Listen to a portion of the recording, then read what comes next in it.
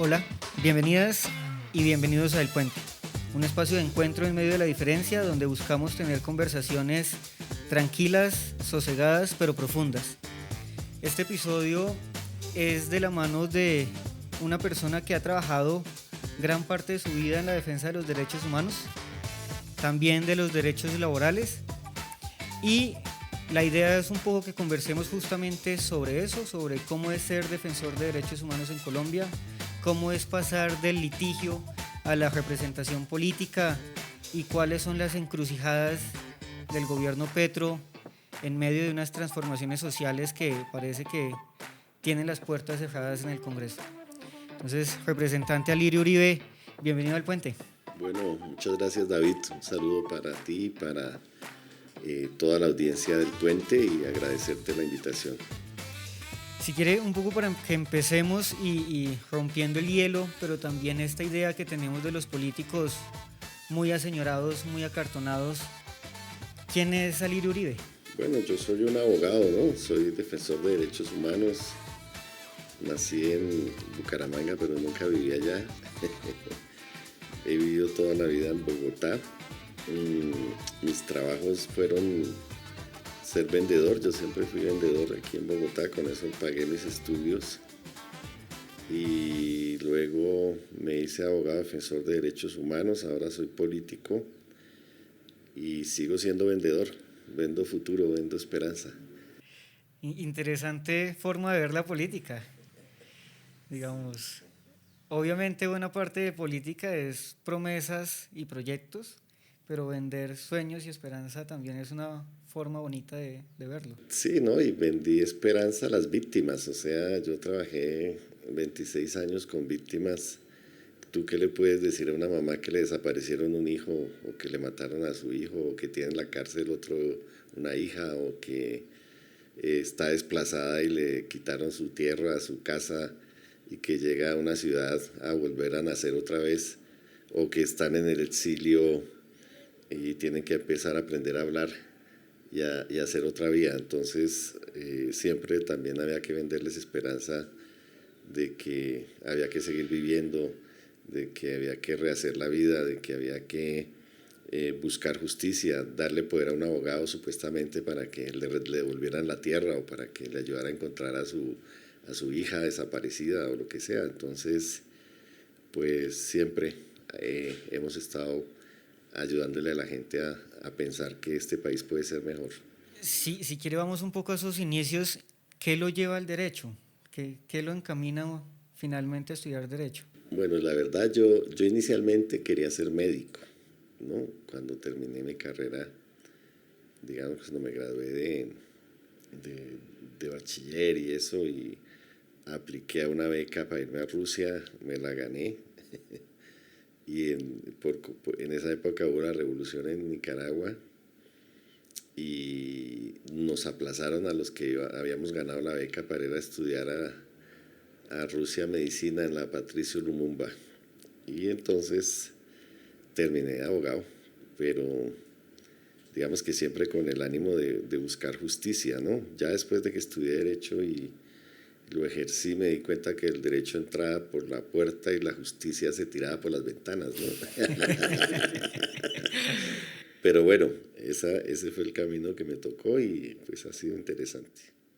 ¿Y por qué derecho pues, enfocado a los derechos humanos? ¿Qué lo lleva profesional o personalmente a Bueno, ese camino? yo creo que la vida te va poniendo en un lugar, ¿no? Yo inicialmente trabajé mucho en temas laborales, hice mi tesis de grado sobre tercerización laboral y empresas temporales y eso, empecé a asesorar sindicatos y estaban matando los sindicalistas, entonces por ahí terminé en el mundo de los derechos humanos y realmente hice toda mi carrera en el colectivo de abogados social Vea Restrepo, en una ONG, y bueno, ahí me especialicé y me profesionalicé en algo que uno quisiera que nadie se especializara, ¿cierto? Es decir, cuando yo me pongo a pensar en la tragedia humanitaria de lo que ha sido este país, en el primer caso que llevé, pues uno se termina especializando en lo que nadie se debería especializar, ¿no? Es el ejercicio criminal del poder, ¿no? El abuso de poder, las desapariciones, los asesinatos, la violencia, la cárcel, bueno, eh, digamos que cuando yo iba a foros internacionales y hablaba con abogados penalistas de otros países o laboralistas o lo que sea, pues uno era ahí como un mostrico, ¿no? Especializado en algo que nadie se debería especializar porque la humanidad no debería vivir esas tragedias, ni la guerra, ni la violencia, ni toda esa violencia política, ni torturados, ni mujeres violadas, ni... Entonces, eh, uno se especializaba en este tema para que ojalá algún día uno dejara de hacer eso, ¿no?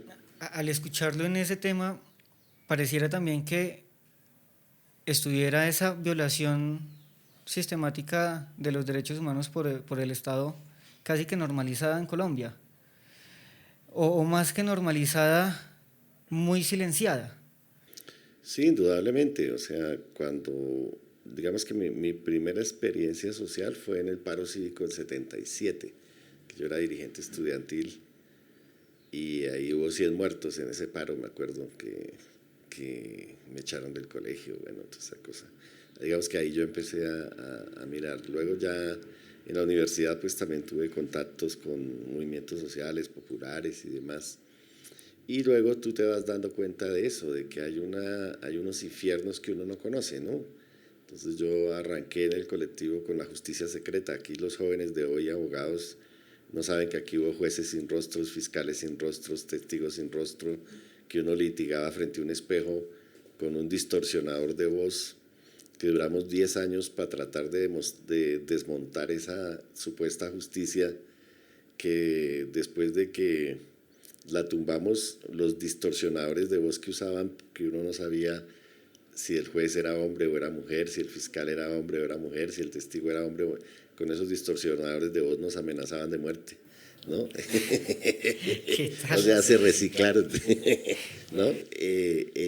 Eso para decir entonces que ha sido una lucha larga, ¿no? De tragedias y de abusos.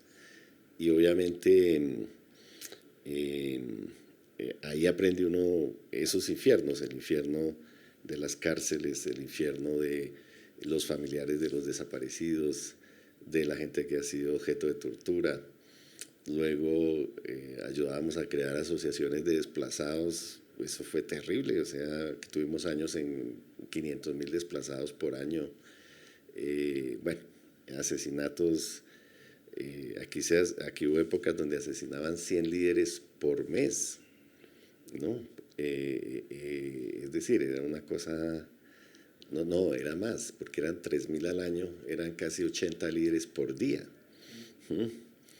Entonces, tú no tenías tiempo ni siquiera de saber cómo se llamaban. Cuando tú ibas a Naciones Unidas, tú decías, este año mataron 3.000, pero tú no tenías ¿no? Hoy por lo menos por las redes sociales, toda esa cosa, tú dices, este año han matado 170 líderes y tú sabes cómo se llaman y qué hacían y dónde vivían. Y en esa época la masividad era tan impresionante que tú decías, no, este año mataron 3.000 líderes, ¿no? Pero tú ni siquiera sabías en dónde, ni a qué horas, ni quiénes eran.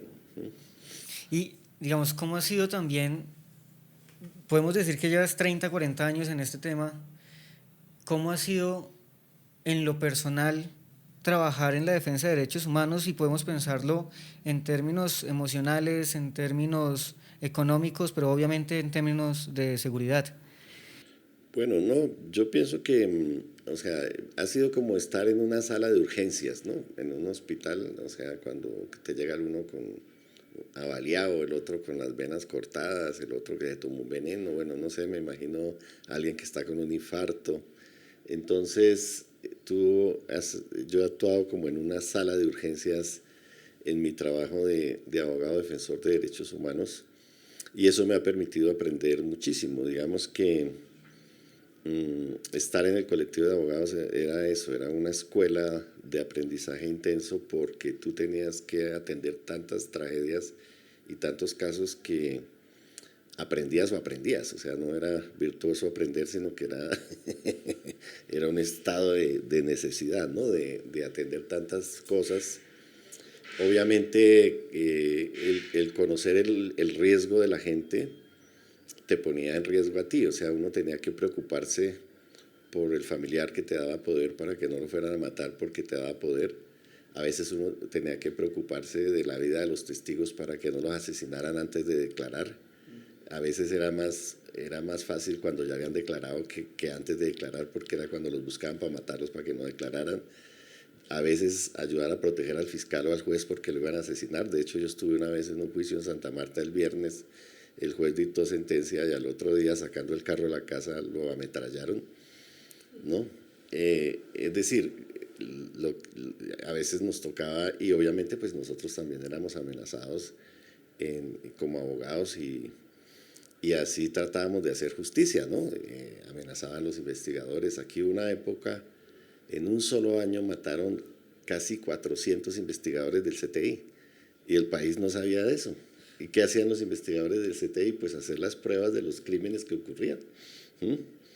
Entonces, y aquí mataron fiscales, mataron jueces, mataron, ¿no? Así como muchos jueces y fiscales no hacían nada, o eran corruptos o lo que sea, otros eran héroes, ¿no?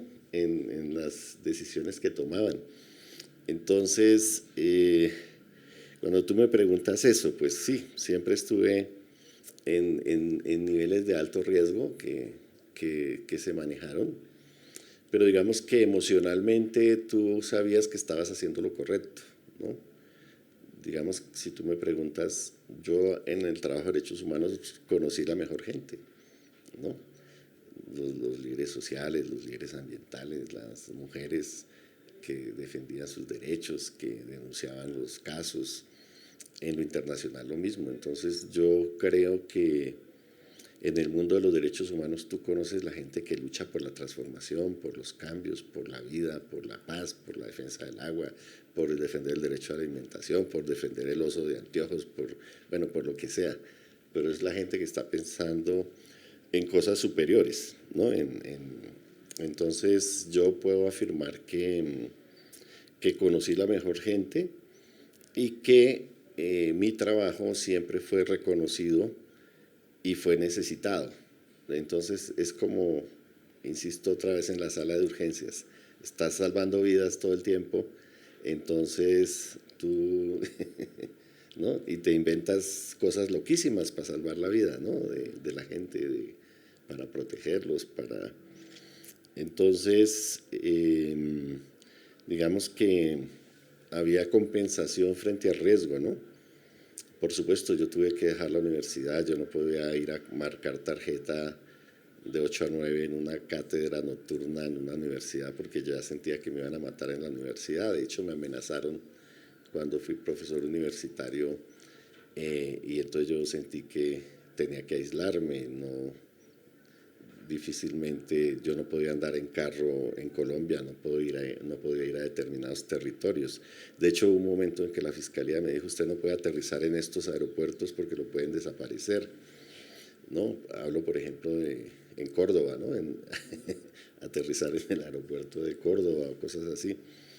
No podías coger tu carro e irte de vacaciones a la costa atravesando medio país paramilitarizado donde te podían asesinar.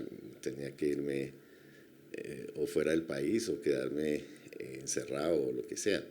Entonces tuve que tomar muchas medidas y sometí también a mis hijos, a mi familia, a mi esposa en ese entonces a esa situación de autocuidado, pero al final pues salió bien. Digamos que estuvimos de buenas.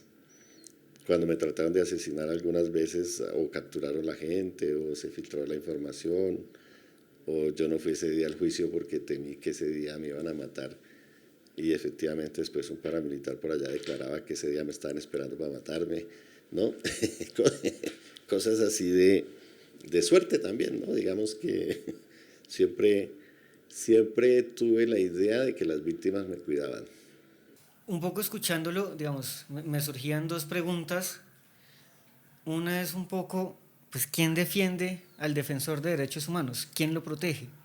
¿Quién le garantiza la vida que en una democracia debería garantizársela? Pues bueno, eso fue un quiebre, mira, ese quiebre fue como hacia el año de 1995.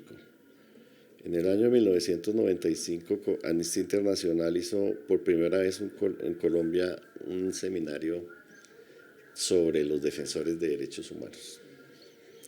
Y yo siempre sostuve que uno tenía que dedicarse a cosas más importantes que defenderse uno.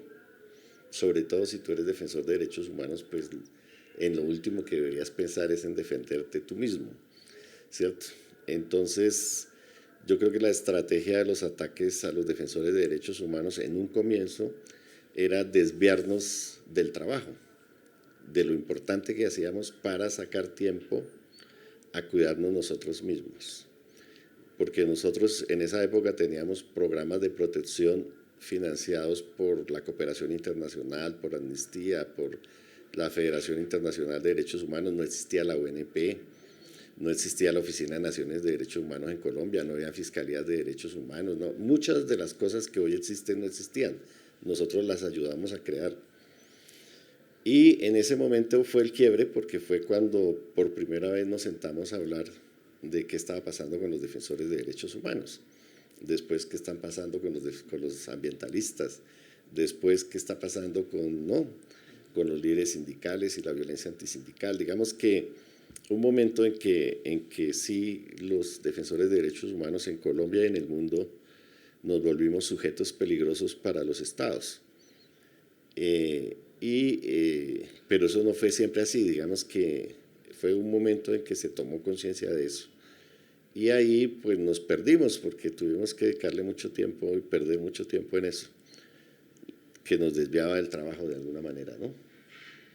Y muchos fueron asesinados también, muchos abogados, yo me acuerdo, pues muchos colegas con los que yo trabajé los asesinaron. Y otros se exiliaron, tuvieron que esconderse. Hubo gente que también dejó de hacer lo que hacía, ¿no? Se refugiaron en otras actividades. Un poco pensando, hace un momento usted decía, el colectivo de abogados es una escuela, y es una escuela en la que uno aprende casi que por supervivencia, porque pues de lo que uno sepa y de la capacidad que tenga, pues depende también la vida de los demás y los derechos de los demás. ¿Cuáles pueden ser esos aprendizajes clave que le dejó pasar por el colectivo y también dirigir el colectivo en algún momento?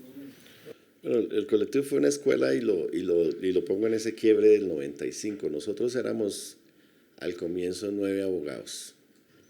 Además éramos 9 hombres, ¿no? Ya hay el primer error, ¿no? Y en un periodo de año y medio, 2 años, 4 tuvieron que salir del país porque los iban a matar. Quedamos 5. En ese momento nosotros dijimos, bueno, ¿y ahora qué hacemos? Entonces dijimos, no, pues lo que tenemos que hacer es reproducirnos. Y entonces fue cuando empezamos con las facultades de Derecho a recoger jóvenes estudiantes para que fueran practicantes en el colectivo de derechos humanos. Eso hizo que miles de pelados, yo creo que fueron miles, pasaran por el colectivo de abogados, y muchos de esos pelados después iban a la Defensoría del Pueblo, o después eran personeros cuando se graduaban, o después creaban otra ONG. Ayudamos a crear organizaciones de derechos humanos en Antioquia, en Bucaramanga. Entonces, parte de mi trabajo en esa época era ir a Cali y reunir unos abogados, unos estudiantes y explicarles cómo hacer una organización defensora de derechos humanos. Y nos reprodujimos, porque dijimos, bueno, si la mitad del equipo salió en año y medio, pues en el año y medio que queda… No queda nadie. ¿Sí? Y empezamos a crear las plataformas de defensores de derechos humanos, de paz, bueno, los colectivos de defensa de los desaparecidos, los colectivos de defensa, los comités de desplazados, etc. Entonces, por ejemplo, en Bogotá era tan masivo, porque ese fenómeno no existía, que a nosotros nos tocó alquilar una casa solamente para atender desplazados. Y entonces lo que hicimos fue tener como líderes que eran desplazados, que estaban en Bosa, o que estaban en Suba, o que estaban en Kennedy. Entonces dijimos, hermano, usted monte el nodo de Kennedy. Entonces los desplazados que llegaban, que vivían en Kennedy, nos decían, mire, hable con Pepito, que él les recoge los papeles, hace tal, les ayuda a hacer la tutela, y creamos una cosa que llamaba facilitadores jurídicos, ¿no? Porque no teníamos abogados para atender tanta gente, ¿sí? Claro. Entonces los poníamos a ellos mismos a organizarse y a hacer, Y lo mismo pasó con los estudiantes. Entonces, cuando digo literalmente que nos reprodujimos, fue de verdad. ¿Sí? Entonces, hasta llegar un momento en que nosotros teníamos abogados del colectivo en los tribunales, en la fiscalía, en la defensoría, en todas partes. O sea, no había un sitio donde no hubiera abogados que no hubieran pasado por el colectivo. Y también, digamos, pues decía usted, hay unos facilitadores jurídicos que en últimas también es darle agencia a las propias víctimas. Claro, y la organización indígena montaba el jurídico. Y el jurídico pues era otro indio que aprendía a recoger los papeles. Si había una masacre de pueblos indígenas, él iba y recogía los registros civiles de la esposa, tal, los llevaba a la notaría que autenticaran los poderes, tal, y ese era el jurídico del cabildo, ¿no? Sí. Y él hacía todas las vueltas y era el que hablaba con nosotros, y así, ¿no? Su merced marca un quiebre en el 95 de la mano de Amnistía Internacional. ¿Cómo ha sido también ese proceso de la defensa de los derechos humanos? Sabemos que sigue siendo una actividad de alto riesgo, si se quiere, sobre todo también para defensores ambientales, sigue siendo Colombia un país supremamente peligroso, pero ¿qué ha cambiado en la defensa de los derechos humanos? ¿Qué ha cambiado también en la garantía de los mismos derechos humanos? ¿Qué nos falta todavía? O sea, mira, yo llegué al colectivo en el marco de la constituyente. Entonces yo alcancé a ser un joven abogado que estaba en los pasillos de la constituyente mirando cómo le metíamos derechos a la constitución, ¿no? Sí. Ahí empecé yo. O sea, simultáneamente que ingresaba al colectivo y que empezaba a llevar los mismos casos, empezamos a mirar lo de la constitución. Y en la constitución, pues por eso es que apareció el artículo 12. El Estado se prohibió desaparecer a los ciudadanos. O sea, yo creo que eso no existe en ninguna constitución, ¿no? Pero habíamos detectado tal fenómeno de desaparición forzada que quedó ahí. Entonces, si uno mira la constitución en cuanto a los derechos y en cuanto a los mecanismos de protección, ahí se creó la tutela, ahí se crearon las acciones populares, el derecho de petición, ¿no? Uno salvaba vidas con un derecho de petición, ¿no? Entonces digamos que eso cambió. La Constitución fue un quiebre en este país. Veníamos del estado de sitio 40 años, ¿no? Y se crearon pues los estados de excepción, se regularon. Entonces, lo de los militares, lo de la obediencia debida, toda esa cosa, lo de que las víctimas pudieran asistir a los procesos judiciales. Aquí, antes de que existiera la parte civil, nosotros íbamos a los tribunales militares donde procesaban militares por violaciones de derechos humanos y nos hacíamos reconocer como abogados de víctimas con una tutela, porque eso no existía en el Código Penal Militar ni existía en ninguna parte. Entonces, hay una revolución, digamos, ¿no? con la aplicación a fondo de la Constitución del 91. Y luego, en Naciones Unidas dijimos, bueno, digámosle a Naciones Unidas que el Consejo de Derechos Humanos nombre un alto comisionado de derechos humanos en Colombia. Y esa oficina pues lleva más de 20 años, sí. Eso no existía. Y después entonces con la Fiscalía, bueno, ¿qué hacemos? Creen fiscales de derechos humanos, entonces crearon unidades especializadas, capacitaron fiscales para llevar casos de sindicalistas asesinados. Después en la OIT ayudamos a que se crearan los fiscales de OIT, pero entonces los fiscales de OIT avanzaban los casos, los mandaban para Cartagena o para Cúcuta, y los jueces allá absolvían por miedo. Entonces se crearon los jueces de OIT, ¿no? O sea, entonces muchas cosas no existían. El sistema de alertas tempranas de la Defensoría del Pueblo, eso no existía. Eso fue una creación colectiva de las comunidades, de la gente, los defensores comunitarios. Todo eso, ¿no? Entonces era permearnos nosotros, organizarnos y permear también la institucionalidad. Ahora, antes tú sabías que una masacre la había cometido el ejército, pero te demorabas 10 años hasta que algún juez o un procurador o alguien decía, efectivamente eso lo hizo el ejército. Hoy ocurre lo del remanso, ¿no? Ya el otro día ya todo el país sabe que fue el ejército, que fue una masacre, y mandan un video de que no había nada ahí, ¿sí? Es decir, eso ha cambiado. Entonces, digamos que antes la impunidad era judicial y social. En la protesta social, por ejemplo, en el estallido social, la gente condenó socialmente a la policía. Así no hubiera pasado nada en ningún expediente judicial. ¿Sí? Eso cambió. Eso cambió. La gente se apropió del tema de la vida, del tema de la defensa de los derechos humanos, un poco como el feminismo, ¿no? O la violencia de género. Eso es revolucionario. O sea, hoy los chicos nacen con un chip ambiental, con un chip feminista, con un chip, ¿no?, de igualdad, de cuidar la naturaleza. Yo sí creo que todo eso cambió. Entonces cambió la institucionalidad. La gente, yo pienso que la justicia también cambió. Los fiscales, los jueces se permearon más de los discursos de derechos humanos y demás. Entonces sí han habido cambios. El problema es que no hemos logrado desmontar la fuente de la violación de los derechos humanos, que es la violencia sociopolítica, porque hemos estado en procesos de paz y en procesos de posconflicto. De hecho, la Constitución del 91 fue un proceso de paz, pero siguió la guerra con las FARC y el ELN y el EPL, ¿no?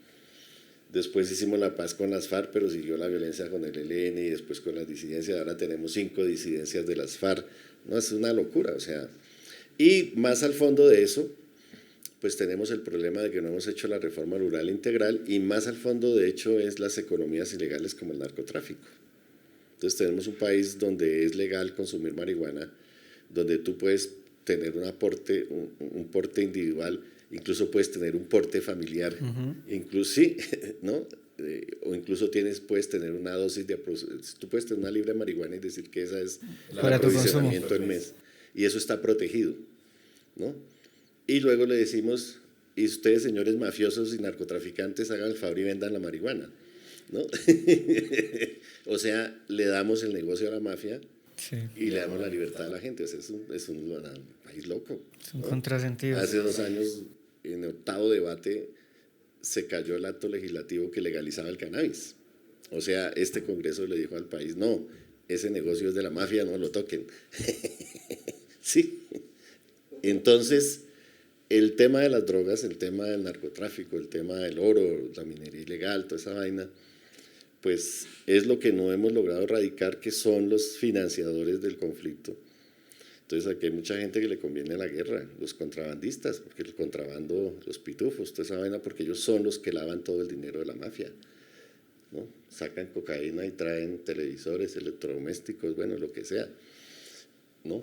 Y buses, todo lo que importan de contrabando. Ahorita que su merced hablaba de la violencia sociopolítica como el motor de todos estos problemas, recientemente le hicieron pues un homenaje póstumo a Mauricio Uribe, que es un investigador en temas de paz y desarrollo, y él decía un poco el problema de Colombia para que siga el conflicto, o sea, él nunca se preguntó por las causas del conflicto, sino por qué se mantiene vigente el conflicto.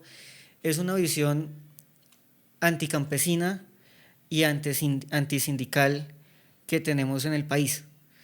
Y yo creo que eso de una u otra manera explica por qué es tan difícil hacer cambios estructurales, pero que todos sabemos que hay que hacer, como reforma rural integral, que se ha intentado 1000 veces en el país, que se intentó ahorita con el acuerdo de paz en el punto 1 y que sigue sin avanzar suficientemente. Digamos, pienso también en las trabas que hay en la reforma en la jurisdicción agraria y rural, que no avanza en este Congreso, sigue sin ser agendada en las plenarias de Cámara y Senado, pero también es un miedo un poco de las élites a estremecer los cimientos de la sociedad, cimientos que hay que yo creo que eso tiene, sacudir un poquito. Pues, esas variables y tiene otras también, ¿no? Y es que aquí siempre se ha gobernado y se ha legislado y se ha juzgado para los poderosos. Y eso tiene que ver con todo eso. Es decir, por ejemplo, nosotros hicimos un acto legislativo que es una reforma constitucional para crear la jurisdicción agraria, porque íbamos a crear una corte agraria. ¿Y qué hicieron las cortes? Pues venir al Congreso, y como aquí todos los congresistas están investigados y procesados, hicieron que hiciéramos una reforma constitucional sin reforma constitucional, porque no se creó la Corte Agraria. Creamos la jurisdicción agraria y resulta que para crear la jurisdicción agraria no había que hacer una reforma constitucional. Entonces aprobamos una reforma constitucional sin reforma constitucional. Luego hicimos una ley estatutaria para aplicar la jurisdicción agraria. Y ahorita que está la ley de implementación, y el objetivo de todo esto es que el conflicto agrario se resuelva judicialmente y no a bala. Sí. No con desplazados, ¿no? Y ahí estamos en eso, ¿no? En la última fase de la jurisdicción agraria. Pero lo propio pasa con lo demás. O sea, ¿qué pasa ahorita con la reforma laboral y la salud? El Congreso piensa en lo que es una cañería, ya que tiene tanta mala fama. Y entonces hay una piscina que es las comisiones y otra que es las plenarias. Entonces, en el caso de estas reformas que van por la Comisión Séptima, lo que hacen los que capturan el Congreso es coger el lado más delgado de la cañería. O sea, la plenaria de Senado, de Cámara, tiene 187 curules. La Comisión de Séptima de Cámara tiene como 30, creo. 34. La plenaria de Senado tiene 108, pero la Comisión Séptima de Senado tiene 14. Ahí es más barato, ¿o no? ¿Sí? Y ahí le aplican lo que le hayan aplicado, la presión, el dinero, la captura corporativa, lo que hayan hecho, y ahí ahogan, obstruyen en ese pedazo de tubo las reformas y las hunden. Pero detrás de eso, ¿qué hay? Pues los negocios, o sea, 100 billones al año en salud, ¿no? Y toda la corrupción que hay con la salud, los empresarios que no quieren una reforma laboral y que mejoren las condiciones laborales de los trabajadores. Ahorita los fondos de pensiones presionando en la Corte, allá es más barato todavía porque son 9, ¿no? para que se hunda la reforma pensional, ¿no? Pues eso es mucho poder, o sea, ya pasó por el Congreso, salió tal, llega a la Corte y ahí se puede morir. Entonces, ese Estado capturado por intereses privados es lo que impide también que hayan reformas. Entonces aquí tenemos en el tema de la tierra una cantidad de despojadores que han legalizado la tierra y por eso es que no se quiere hacer un catastro multipropósito, porque es decirle por primera vez a Colombia quiénes son los que tienen la tierra. Eso es el catastro, ¿no? Y tocó hacer un proceso de paz para pactar que se hiciera al menos el censo de quién putas tiene la tierra en Colombia, ¿no? Y ustedes ven que las EPS no hemos logrado levantar la reserva de quiénes son los dueños de las EPS. Sabemos que las EPS se han robado la plata a la salud, pero todavía el país no sabe quiénes son los dueños. No hemos podido levantar el velo corporativo. Entonces, aquí la ley está hecha para delincuentes, ¿no? Ya que usted se mete en el campo político de lleno, ¿qué lo lleva a pasar del litigio a la representación política? Digamos, creo que es su segundo vez como representante de la Cámara por Bogotá. ¿Qué lo lleva a dar ese salto? Bueno, eso también fue una locura, ¿no? Yo jamás, porque ahí también yo le echo la culpa al movimiento de derechos humanos de que nosotros volvimos a política a la gente. Es decir, nosotros odiábamos tanto a los políticos y la política que nos parecía pecado hablar de política. Y cuando digo que fue un error, es porque cuando hubo el plebiscito por la paz, pues yo me encontré con que muchas víctimas de este país votaron no. ¿Sí? Y entonces yo me iba de pronto para La Guajira y me reunía con gente y yo decía, bueno, nosotros les hemos hecho escuelas de derechos humanos a ellos, los hemos apoderado frente a la mafia, frente a el Cerrejón, les hemos apoderado por las masacres que les han hecho, hemos interactuado con ellos toda la vida y van al plebiscito y votan no a la paz, ¿no? Entonces yo dije, oiga, nosotros definitivamente la embarramos, o sea, no despolitizamos la gente. No pudimos enseñarle a la gente que si los huevos están caros es culpa de los políticos, no de las gallinas, ni del señor de la tienda. ¿Sí? Sí. Entonces, digamos que cuando yo me meto por primera vez al Congreso, fue porque tuvimos dos razonamientos. Uno, que iba a haber un proceso de paz, y dos, que iba a haber una legislación de paz. Realmente ese es el motivo por qué yo llego al Congreso. Okay. En el 2013. Sí. O sea, en el 2013 yo renuncio al Cajar y me voy a hacer campaña para hacerme elegir en marzo del 2014 para empezar el 20 de julio. Y la reflexión fue esa. Va a haber un proceso de paz y va a haber una legislación de paz. Y efectivamente yo vine, fui copresidente de la Comisión de Paz, estuve en el Fast Track y estuve acompañando el proceso de paz con las FARC. Entonces, digamos que el presupuesto salió bien y efectivamente pasó lo que pasó. Supuestamente fui buen congresista, era de los que más cotizaba en las encuestas de los mejores congresistas del 14 al 18, y ahí corroboré otra cosa, que ser buen congresista no hace que te reelijan. Y en el 2018 perdí, ¿no? Incluso había gente que me decía en la calle, ¿y usted para qué hace campaña, hermano? Si usted ya está elegido. Y efectivamente la gente creía que estaba elegido y no votó, ¿no? Entonces perdí, ¿no? Volví a mi trabajo de derechos humanos, estallido social, pandemia, toda esa vaina. Y luego sentí que podíamos ganar la presidencia. Entonces le dije al colectivo de abogados, me voy otra vez, porque yo volví al colectivo 3 años, porque esta vez vamos a ganar es la presidencia. No, eso se reían. Bueno, hermano, vaya y aquí lo esperamos. ¿Sí? De hecho, quedé de quinto en la lista cerrada de Bogotá. Sí. Y mucha gente me dijo, hermano, no voto por usted porque usted es un pendejo, o sea, van a sacar 3 y usted va a hacer campaña. Entonces yo les decía, mire, estoy de quinto precisamente porque si no elegimos quinto en Bogotá, no tenemos presidente. Y si no tenemos presidente, yo no quiero estar en el Congreso, o sea, yo no quiero volver a ser congresista de oposición. Entonces no hay ningún problema, yo hago la campaña, si eligen 3, no hay presidente, yo sigo trabajando como defensor de derechos humanos. Sacamos 7.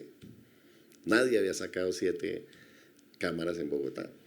Entonces, son como las buenas miradas. La del 2013 fue buena y la del 2021 fue buena para volverme a ir y venirme acá. ¿Cómo ha sido? Pero además, porque yo lo único que he sentido es que cambio de escenario, defiendo los derechos humanos desde aquí. Pero la lucha con más micrófonos, ¿no? Claro, con mejor sueldo. ¿No? ¿Cómo ha sido ser representante del partido de gobierno? Digamos que había una gran apuesta y había una gran ilusión y una gran esperanza en el gobierno del cambio, y hay muchas cosas que no han salido bien, en parte porque sí hay un sabotaje y sí hay una cantidad de talanqueras puestas al gobierno, pero también porque hay errores propios externos e internos dentro del gobierno. Sí, total. ¿Eso en qué posición lo pone? No, yo creo que uno aprende, ¿no? O sea, cuando yo fui congresista de oposición, entonces mis pesadillas, ¿cuáles eran? Yo me despertaba por la noche en una pesadilla y estaba lleno de culebras, ¿no? Las culebras me pasaban por arriba, por abajo, entonces yo me despertaba y trataba de no respirar para que las culebras no me mordieran, y empezaba a tratar de salirme de la cama en medio de todas las culebras, ¿no? Pues era lo que yo vivía acá. A mí me daba miedo tomarme en la Comisión Segunda un café y que me envenenaran, que era la Comisión de Seguridad Nacional, que era la seguridad donde peleaba yo con los generales, los militares, y yo veía que eran novios y novias de ahí de la comisión, ¿no? Y yo decía, no, pues acá me traen un café y me matan. Entonces tenía que venir con termo, ¿no? ¿No? Y era un karateca, yo me sentía como un kung fu peleando desde que amanecía hasta que anochecía y dando debates en todas las comisiones y peleando y jodiendo y denunciando y bueno. Pero aprendí, ¿no? Pues fue un aprendizaje. Y luego llego como congresista de gobierno, pues obviamente eso es otro cuento, ¿no? Porque entonces tenemos, la primera ley que aprueba este Congreso fue la Ley de Paz Total. Yo era el ponente en la Cámara.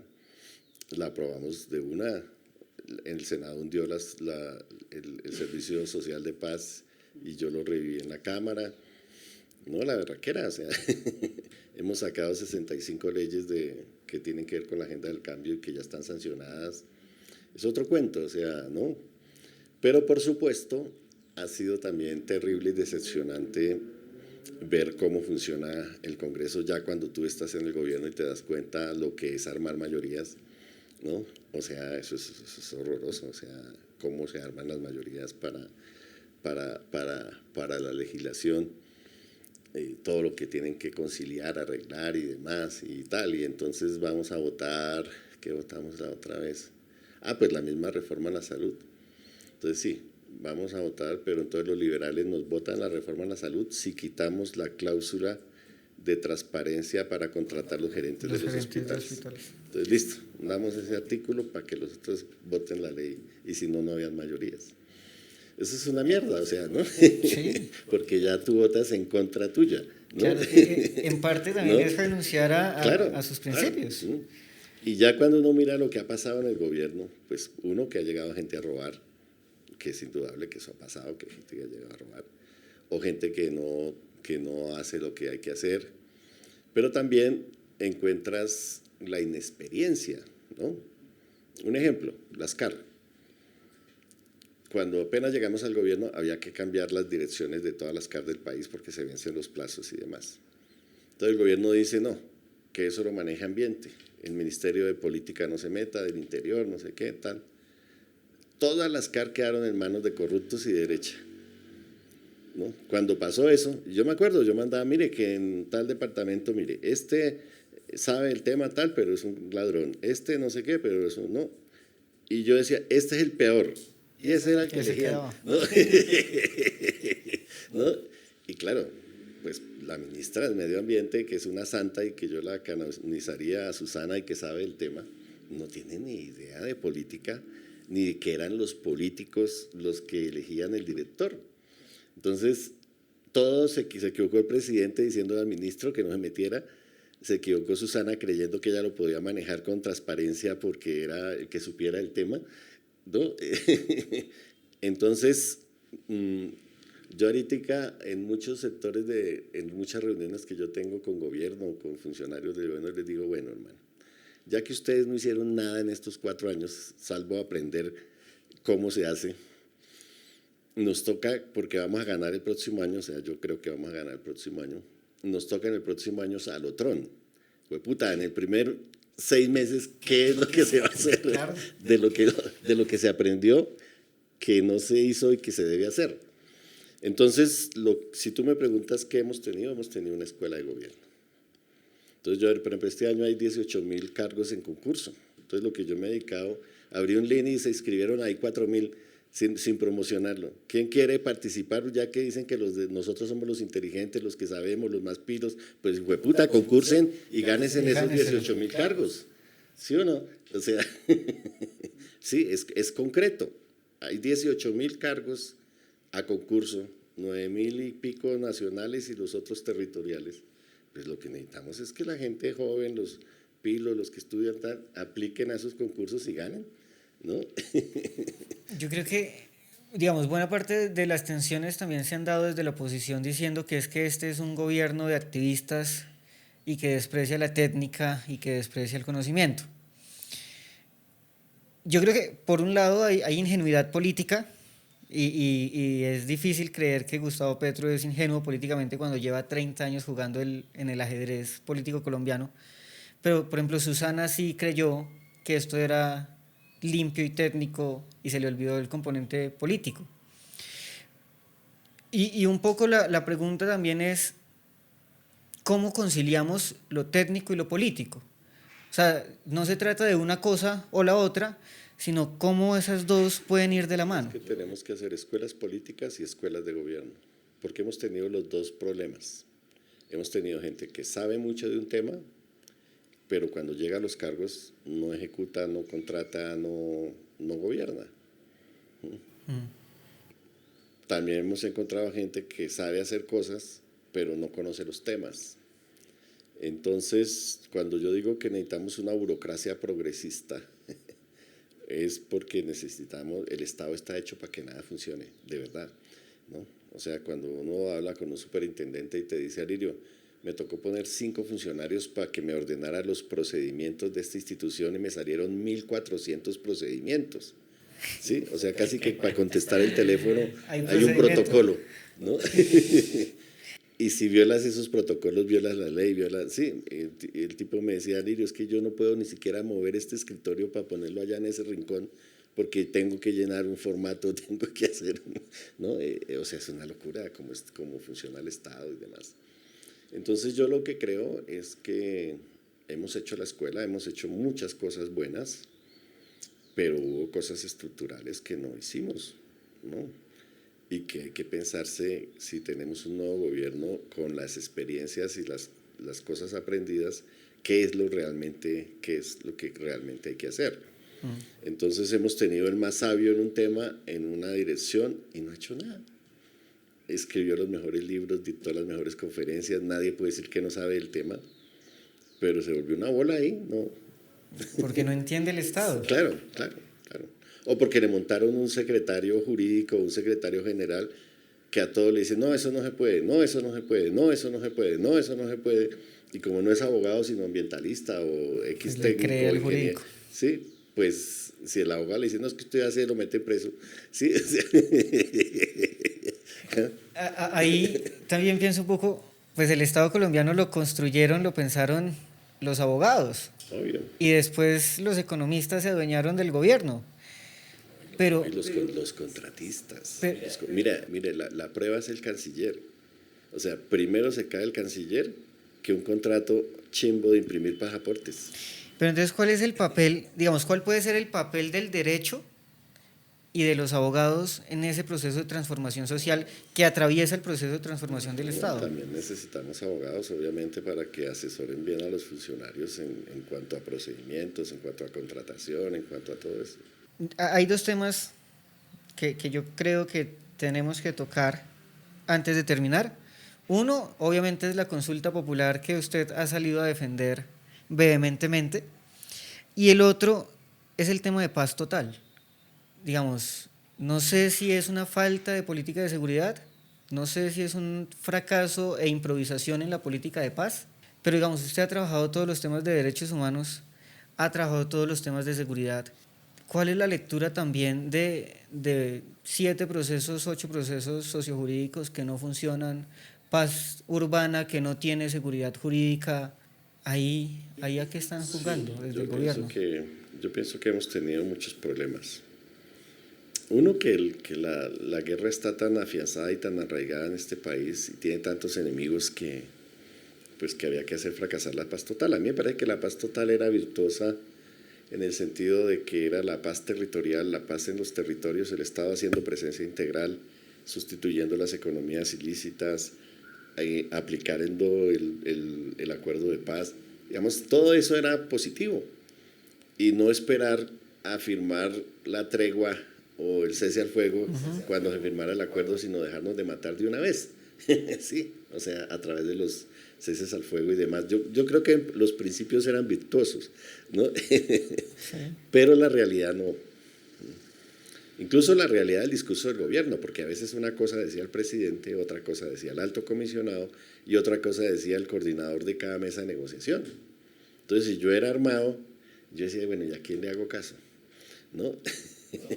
O sea, entonces pienso que ahí hubo incoherencia en el discurso, a pesar de que en la ley creamos los gabinetes de paz, yo siento que eso no se hizo. Entonces, digamos que la política de seguridad se demoró mucho en salir, la de seguridad humana, no había la suficiente coordinación entre comisionados de paz y Ministerio de Defensa, una fuerza pública que hizo brazos caídos para proteger a las comunidades o incluso para capturar y atacar, por ejemplo, al Clan del Golfo. El Clan del Golfo nadie lo ataca, ¿no? Sí, no.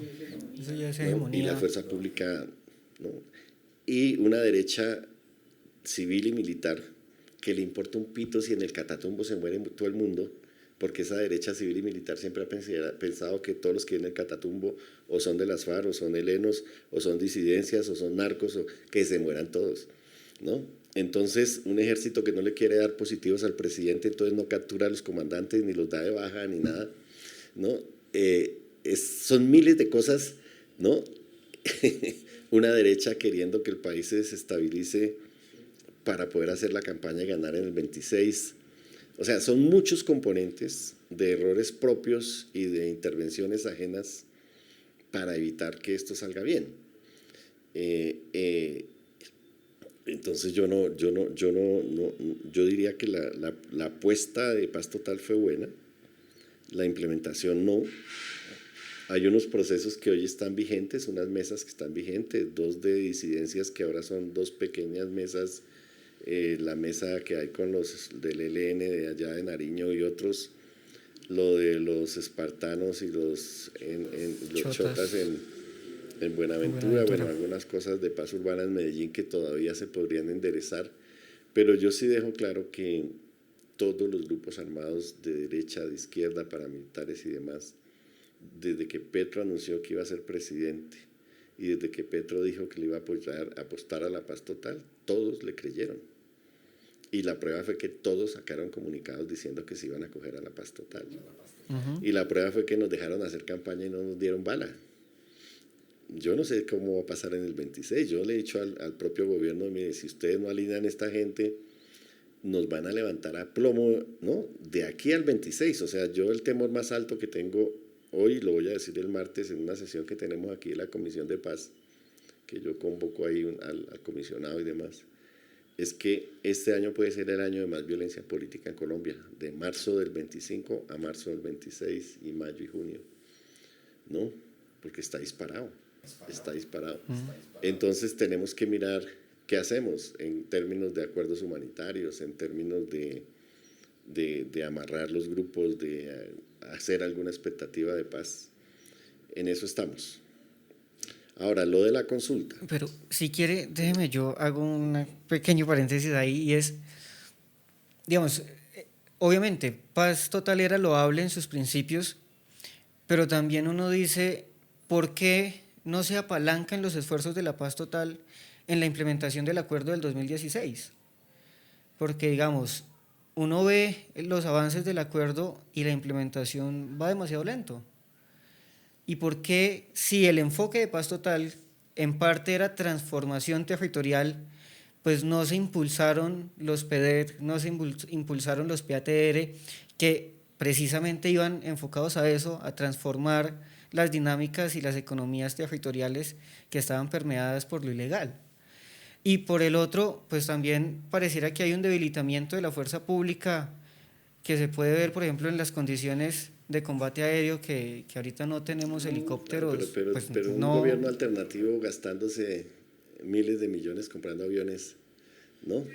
Era un contrasentido. Claro, puede ser un contrasentido, pero también decir no vamos a mantener las capacidades que ya tenemos termina desprotegiendo a la población civil misma, que puede ser lo que pasó en el Catatumbo, y es no tenemos helicópteros suficientes para adecuar a la gente. El rezago en materia de aviación, de helicópteros y eso es de décadas, ¿no? Entonces ya es suficiente con pagar los 50 billones del Fondo de Estabilización de los Combustibles. Y la deuda que dejó Duque. 45 millones de deuda de Duque, ya eran 100 billones. Esos son 6 reformas tributarias, 7 reformas tributarias.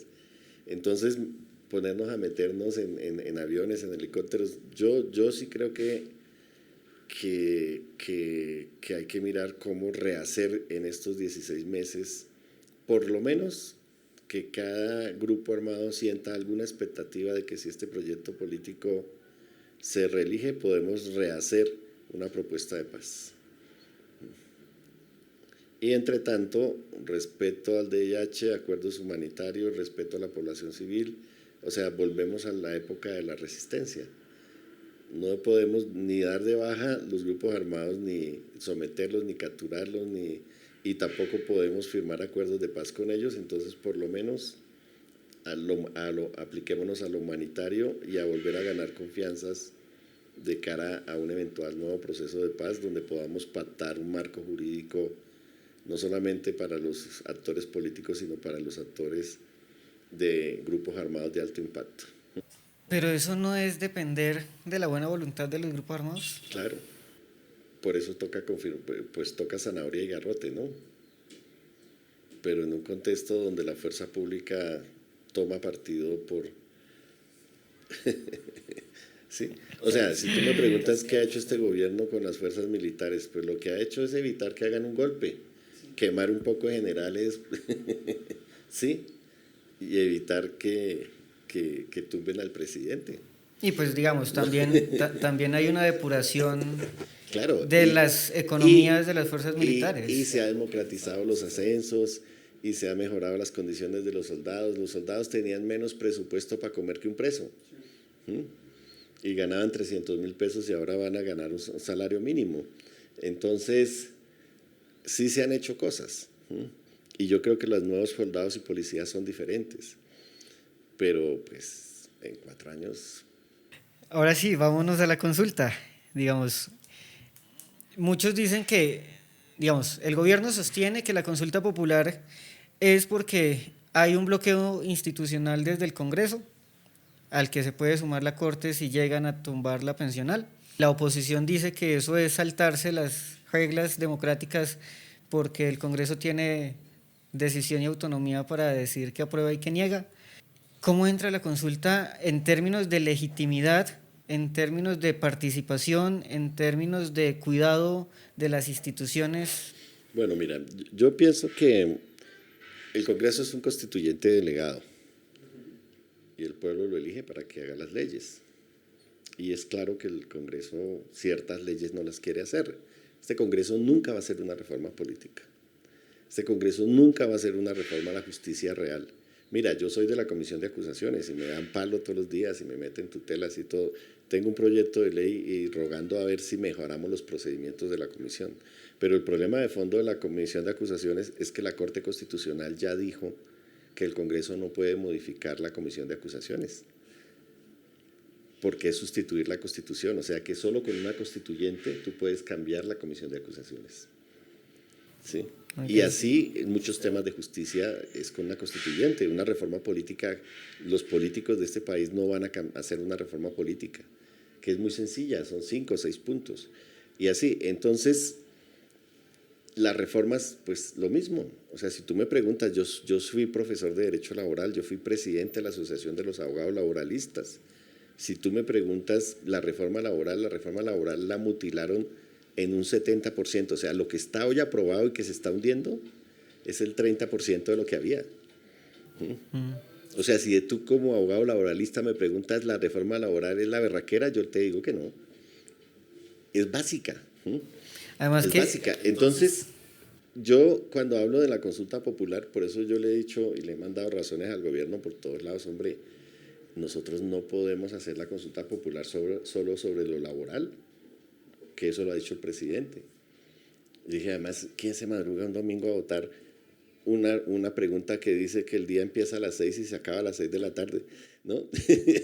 Digo, no, metámosle picante a esta vaina. Al menos digamos que en salud, que el giro directo, que todos los recursos de la salud, como son públicos en casi el 100%, pues que se manejen por una entidad pública como el ADRES y se giren de manera directa a los hospitales y a los prestadores de salud. Ese para mí es una columna vertebral de la reforma a la salud. Y la otra pregunta sobre atención primaria. Y ahí ya nosotros estamos metiendo el 70% de la reforma a la salud en una consulta. Pero yo que soy más incendiario en esos temas constitucionales, yo les digo no. Metamos una pregunta que se le ordene a la Cámara y al Senado, al Congreso de la República, expedir una ley para convocar una constituyente en el 26. Sí. A ver si la gente sí se motiva a salir a votar, porque necesitamos que voten 13.500.000 y de esos la mitad vote sí. Digamos, me pica la lengua con la constituyente, porque, digamos, el 91 sale bien en parte porque había un consenso de que habían que cambiar cosas. Pero es que en este momento no hay consenso de nada. Pero bueno, y eso puede ser abrir una caja de Pandora. Pero fíjate que este gobierno también planteó, seguramente no con la suficiente fuerza, la necesidad de un gran acuerdo nacional. Y podemos cerrar con esto, mira. Yo creo que el fracaso de todos los gobiernos, incluyendo si este no hizo lo que tenía que hacer en todas las cosas, es porque nunca nos hemos puesto de acuerdo en qué país queremos. Esto ha sido como una rapiña Entonces, si nosotros decimos, Colombia puede ser un país turístico porque ya el año pasado llegaron 6.400.000 turistas, eso implica que la empresa privada, que el Estado, que los medios, que todos nos alineemos para hacer de este país un país turístico. Y eso pasa porque no haya guerra. Entonces, si nosotros nos ponemos de acuerdo en que el país sea una potencia agrícola, productor de alimentos o lo que sea, hermano, ¿no? Ahora, si pudiéramos cambiar lo internacional, nosotros podríamos comprometer en el país que le vende la mejor cocaína legal a más de 400 millones de consumidores en el mundo y seríamos una potencia. Indudablemente.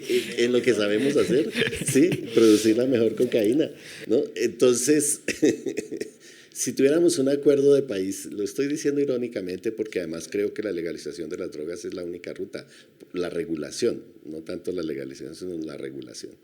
Entonces, si nosotros nos pusiéramos de acuerdo en qué país queremos, no importaría mucho la diferencia de si gobiernan los uribistas o los petristas o los santistas o los... El problema es que nunca nos acabamos de poner de acuerdo en un proyecto de país. Bueno, Lirio, yo le agradezco por este tiempo. Créanme que la conversación es nutrida. Yo creo que además vale la pena justamente porque tocamos temas que pocas veces se mencionan, digamos, la defensa de los derechos humanos sabemos que es crítica en el país, pero no nos gusta exponerla porque eso es mala prensa. Y sabemos que el Congreso tiene problemas grandes de legitimidad, pero no lo hablamos también porque es como casi que pisarnos la cola y sobre todo tener una voz con capacidad de autocrítica al interior del gobierno y del movimiento del pacto. También es difícil que lo digan públicamente y que digan cuáles son los errores del gobierno, que los ha habido. Entonces yo creo que eso es encomiable y eso es valeroso y eso es justo reconocer. Entonces gracias por esta conversación. Bueno, gracias David. Ahí podríamos hablar otras 2 horas, pero bueno. Bueno, soy David Castiblanco y esto es El Puente. Recuerden que nos encuentran en Spotify, Apple Podcast y YouTube. En la producción general está Daniel Cardoso y en la producción de audio Leonardo Hernández.